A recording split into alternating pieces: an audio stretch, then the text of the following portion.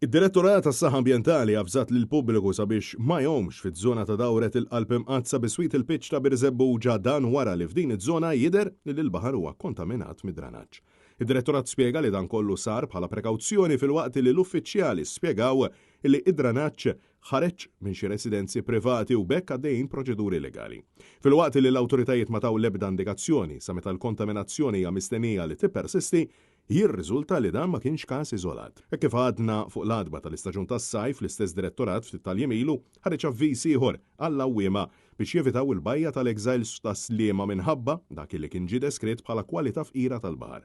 Fil-perjodu bejn 17 u l-24 ta' Mejju d-direttorat kien wissa il-bajja tal-ġnejna, parti mid-żona ta' Ntuffiħa, il-bajja tal-Mixquqa, parti biswit il-bajja tal-Adira u dik tal-Balluta flimkien mar-Ramla l-Ħamra Fawdex ukoll kien innotat fihom kwalità fqira tal-ilma baħar. Bekk qed komplet is-sok tal-sen oħra din il-kriżi li komplet tippersisti fl-Ibħra Maltin u Għawċin fejn din l-isfida qed tibqa' ma tiġix solvuta għad-detriment tal-familji.